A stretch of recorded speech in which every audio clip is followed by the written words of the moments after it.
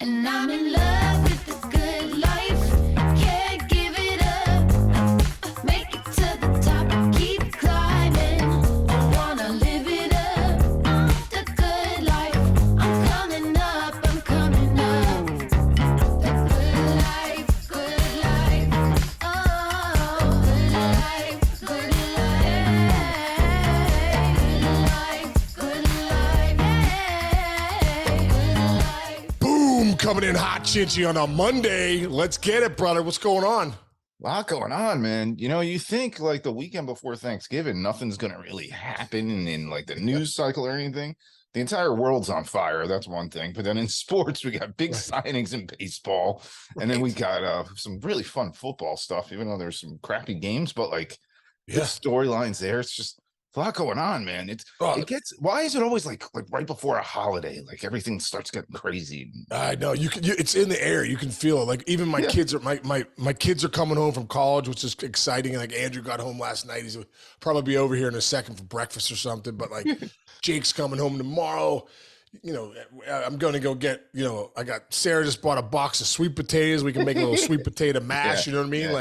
You know, you got to go do your shopping, you know, it's you got to get the turkey ready, fry it, you know, so you're right. Focus. Ton of Arte, baby. Hey, being the best version of yourself, moment by moment by moment by moment. Yeah. Let's go. Nice. What else is going on? What else you do this weekend? Oh, this past weekend? Yeah. Let's see. Saturday, we were cleaning up the house. We're having like 6,000 people in the house this week. So we're just like organizing. Jess makes a list. Her list, because she cooks everything, dude. She cooks everything. Right. The whole house. Oh, wait, everyone comes over and Jess is the cook? Yeah.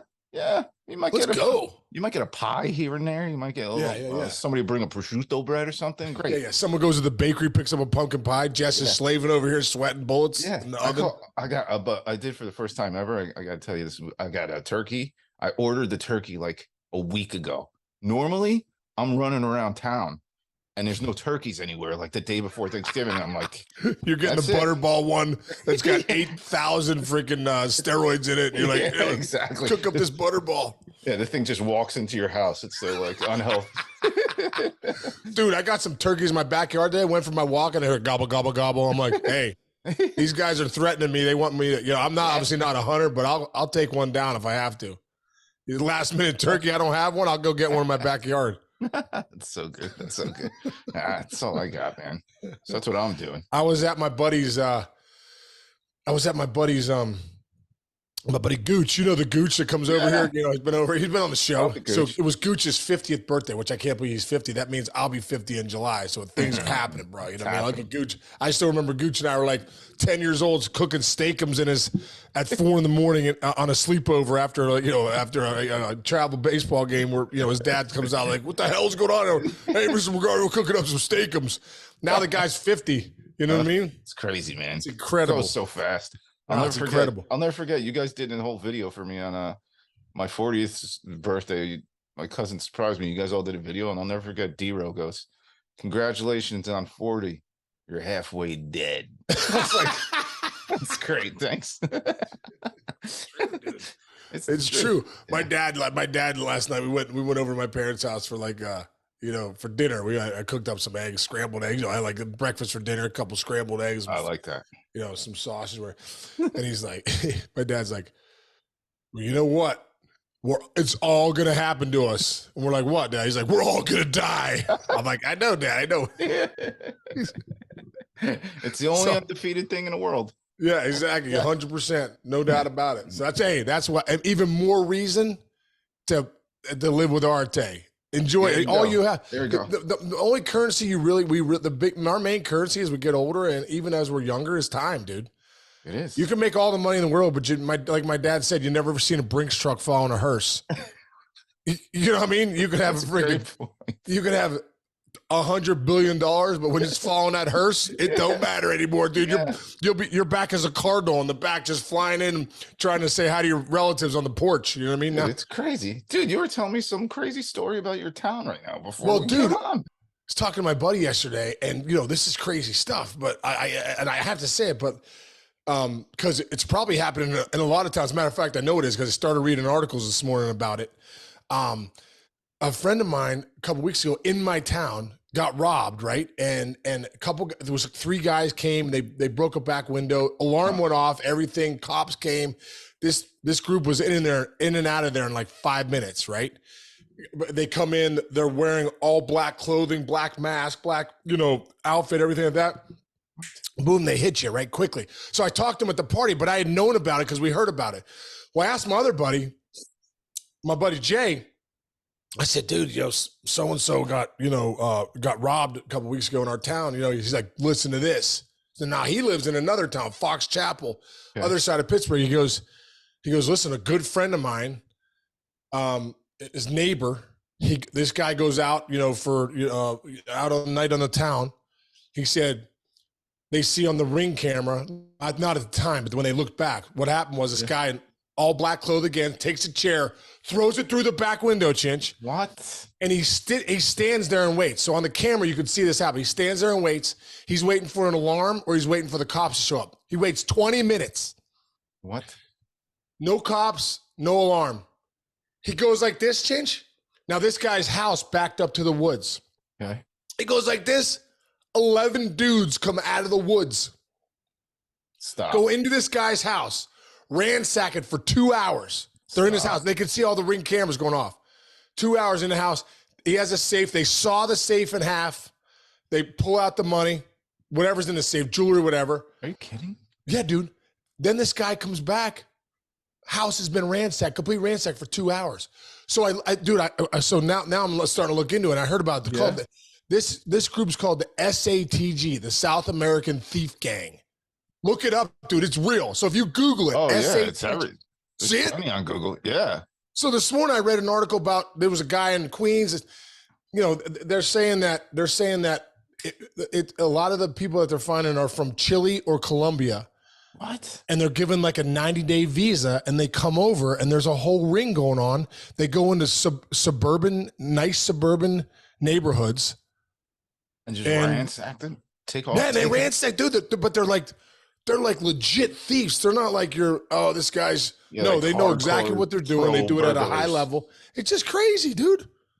What a world. Golly gee I couldn't believe it when they told me that. I couldn't believe it. And then I looked it up I Googled it. I was like, this is really happening?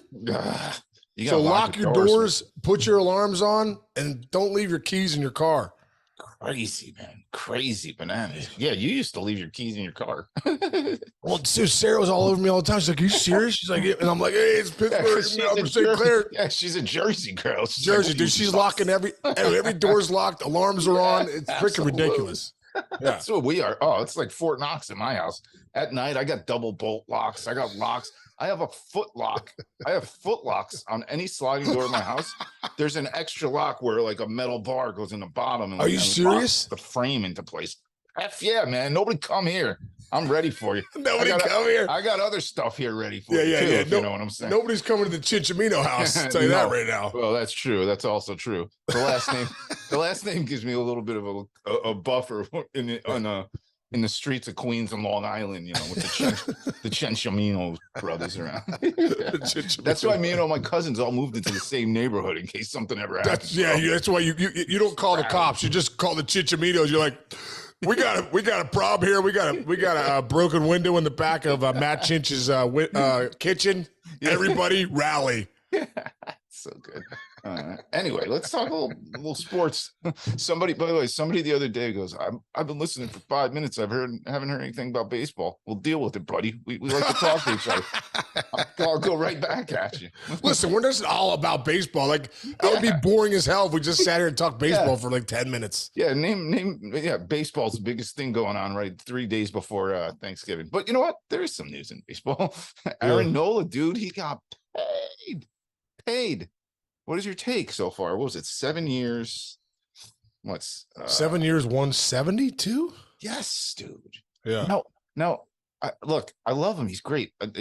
Give me your take after this. But I went back and I'm like, I mean, I do think he's great and all that. But like, I went back and looked at his numbers. He's like a high threes ERA guy, which, hey, that's great. But that is so much money. Like, think about where the market is right now Yeah. for how much he got, because he's not the top guy, right? Because you got, what do we say? We got Snell out Well, there. you got Snell, you got Ohtani, you got Jordan Montgomery, you got there's a lot of guys. So talk about setting a market. If you're a pitcher, if you're Jordan Montgomery, if you're those guys sitting home right now, you're like, lock me up before Thanksgiving, dude. I'll take 7. Well, John Heyman had a report too that Nola had more, because I know the Braves are going to go after Nola too. Sounds like he had more money on the table, but dude, I'll tell you what, we see what's going on there in Philly. Those guys love playing there. They love playing in Philly. It's such a great place. And dude, Nola's been lights out in the postseason too. Yeah, I mean, he had a couple hiccups here, but for the most part was pretty much locked down. Yeah. But also there is, like you just said, there is something about like the culture of an organization. I was talking to somebody last night who's from Kansas City, and we got into talking about Swanson, their PR guy back in the. You remember like how perfect that world was in Kansas City? They had all their young guys. They brought them all up together. Then they went and got guys. They got James Shields, and they filled in the blanks or whatever. Kind of similar to what the Phillies have done. Harper. You would think if you look at Bryce Harper that he's been a Philly his entire life, that he's always worn Phillies colors because he's like the perfect Philly. I feel like the culture there, the vibe there, they're all in it together. They have great leadership. They have great front office guys doing smart things around there. And they're in a good spot right now, dude. If you're going back, if you're taking less money to go to a team, that team is doing something right in the front office and culturally, I would say. Yeah. There's no doubt, dude. They have gamers, man. They have guys that you love to watch play, like you said, Harper, even Schwarber, Trey Turner, Castellanos had a nice year. I think one thing with the Phillies is that they have been. If you look at their offense, it's potent, but sometimes it's all or nothing. If they're not hitting home runs, they don't win, and if they're hitting home runs, they'll dominate you. Kind of saw that in the postseason a little bit. Those last couple games, they were up 3-2 against Arizona. The bats kind of went quiet, and they couldn't get the long ball going, but they couldn't get anything going. So I think that's one thing that Dave Dombrowski is going to address is, maybe get a couple guys in that lineup too that are tough outs, put the ball in play, don't strike out a ton, not just, all or nothing guys. That's one area. And then I want to go back to the starting pitchers. I think Nola's a great sign. Why let him walk from Philly? They got the money. Bring him back. Now you have him and Wheeler too at the top of that rotation. You win with horses on the mound. We could talk about offenses all we want. If you don't have the guys on the mound, you're not winning. But there's other guys out there too, Chinchy, like Sonny Gray. That's going to be a nice get for somebody. Snell's out there. He's going to get big money after winning the Cy Young. Yamamoto coming over from Japan. That's a big one. Otani's still out there. We think of Ohtani obviously as that two-way giant, but he's still out there. Jordan Montgomery's had a really nice postseason, been really well for the Yankees, Cardinals, and Rangers. So there's some good arms out there that are ready to be, taken up. Yeah, well said. Well said. Hey, well, so you mentioned Ohtani. Okay, we do this every day. Before the show, we literally like, what do you think Ohtani's going to get? Because it really is so fascinating. Where do you think he's going to go? Well, that's where it gets a little crazy here. This dude, who I gotta say, Hector Gomez. Okay, he's from Z101 Digital. This exploded the sports baseball internet because he said the Dodgers are going to be very aggressive in their pursuit of Ohtani and are willing to give up all their top prospects in an attempt to acquire Mike Trout via a trade. Wow. So what these guys are saying, what I'm reading here is like, obviously Ohtani's not surprising. The Dodgers were going to go after him at some point, but if you think about that lineup, if you have Mike Trout and Ohtani in it, think about it. My gosh. I mean, dude. Is it even fun? Would it even be fun to watch? I think it would be fun to watch. Well, it'd be fun. Dude, this is the thing. Ohtani and Trout, when you put them together, they've won 5 MVPs in the time that they've been with the Angels. Between both of them, because Ohtani wasn't there when they went back to when they were in the postseason. 1 postseason appearance, 0 wins. I know. So get those guys. If Ohtani and Trout ended up in LA, first off, I mean, I think is this a pipe dream we're talking about here? You know what I mean? Yeah. But if they both ended up in LA with the Dodgers, they're going to win. I mean, we're gonna actually get to see Ohtani and Trout in the postseason. Right. But I think for Ohtani, that's the big thing. Like, yes, are you going to the Giants because they give you a ton of money, but they're like, I don't know if they're ready to win? Do you go to, the Padres because they're going to dump a bunch of money in? Are they ready to get over the hump? I mean, they've shown they have the players, but they just haven't been able to do it, right? So I think if you're Ohtani, when you're talking about the Dodgers, you're like, if you go to the Dodgers, you're going to win. Yeah. You go to if you go to the Braves, you're going to win. If you're Ohtani, you go to the Yankees, the Mets, you're going to win. Yeah. If you're Ohtani, you're not weighing so much now. You have to weigh where you're going as much as you weigh what the money you're going to get. Yeah. And I'm going to add one thing because we both know the insiders and how the insider game works. And I'm not saying that the insiders are doing this, but I'm saying the GMs and the front offices and the agents, when you start hearing, because like I've heard it because I live on the East Coast, it's like, oh, Ohtani really likes the West Coast. He doesn't want to go to the East Coast. Now you're hearing that. Maybe true, maybe not true, but you got to understand as a fan, like that could be an agent saying that. So the Yankees, and the Mets and those guys with the big pocketbooks, like you said, are going to go, we're going to have to give him an extra 2-3 million to come here per year because he doesn't like it here. There is so much gameplay that goes on. And you talk about the greatest game player in a business is Scott Boras. Obviously, we know that. But it's like there's everybody have fun with all the rumors you hear, especially on Twitter and all this stuff. But it's fun to think about, is that true? Who might have said that? Could it have been planted? You know what I'm saying? It's pretty cool how that stuff works, I think. No, you're right. Yeah. Who's the source? Yeah. What are they saying? Yep. It's funny. When you say have fun with it, I agree. Like, have fun with all that. And like I read a report the other day, like, the Blue Jays could be the sleeper team for Ohtani. Right. Yeah. But that does make sense. It does make sense. What if they're looking at Ohtani as, okay, we don't necessarily, maybe they're not going to sign Bichette and Guerrero long term. I don't know. Right. Because they haven't done it yet. Right. So maybe they're looking maybe Ohtani's the guy. You're like, okay, that's the guy.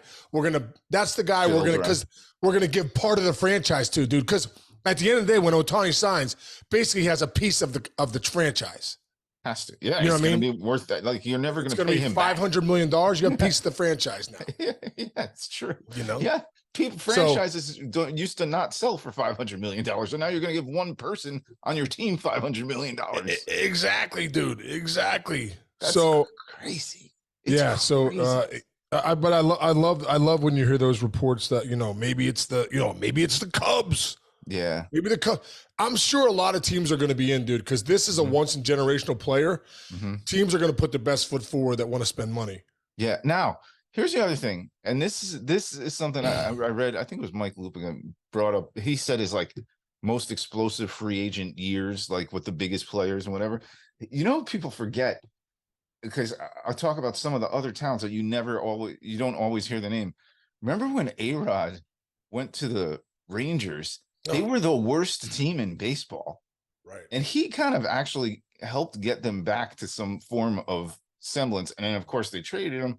And they got pretty decent after that. But, like, don't freak out if you're a mid-market team. Obviously, you can't do it all, but there's some creative ways in the market of baseball now that are different than there were way back in the day. Because here's another example of why.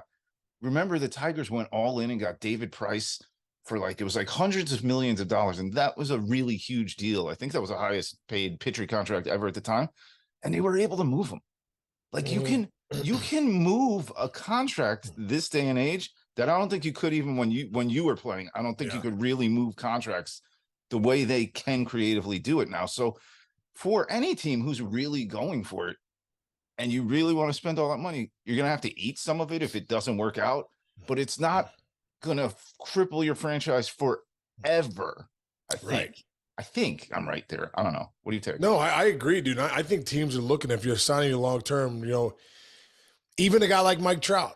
I mean, look, we're talking about Mike Trout. Still, I don't know, as if 6-7 years left on his deal. So when you sign Trout, you're like, wow, that's a lot of money, but he's going to be there forever. Then all of a sudden he's hurt. Yeah. You know, a couple years in a row. Now they're like, oh, the Angels want to trade him. So it's like, okay, well, teams are looking for, that are looking to trade for guys like superstar players that sign these big contracts. Yeah. They're obviously looking to be able to, like Stevie Cohen did. He got rid of, traded Verlander and Scherzer. Got big prospects back. But those teams that you're trading for, they want them to pay some of the money of the contract. So they're both making out. So you're right. You even though you sign big guys, you can still, make it worth your while by moving them and getting creative. Yeah, I agree. Oh, look at this. Stu's running around here. Stu's been What's up, Stu? It's been all over me lately. Get over there, buddy. Jeez. All right. Sorry about that. Hey, we got to have your dog guy on. Oh, yes, that's right. James, he's ready for us. All right. Well, tell James to let's send him a Zoom link. Yeah. Is Macy still jumping up on the new couch? Oh yeah. She looks at me too. Macy jumps up on the couch and just looks at me like, what are you going to do about it? And then I run over to her. Like I get, and she does jump off the couch. Yeah, but see, that's her playing with you. She's toying with you. We gotta get. All right, I'll text him today and see what his schedule is. I know. All right, dude. Well, let's get moving along here, dude. I gotta go start freaking picking up giblets and stuff. Giblets, yeah. Me too, dude. I gotta figure out what we're eating on Thursday. So wait, I thought Jilly makes like a bunch of desserts. Oh, dude, Jilly makes like 8. Everyone's there's a big family text. We're like, what do you want Jilly to make? Like key lime pie, pumpkin pie, apple pie. Jilly's gonna make all of them. Dude. Jilly makes the most incredible key lime pie, dude. I love key lime pie. Incredible key lime pie. I don't even love key lime pie, but I love hers. That's great. Yeah. All right, I can't wait to see this. All right, we're locking in. All right, brother. Have a great rest of the day. Everyone out there, have a great rest of the day too, and lock your doors and your cars. Yes. Love you, brother. See you tomorrow. See ya.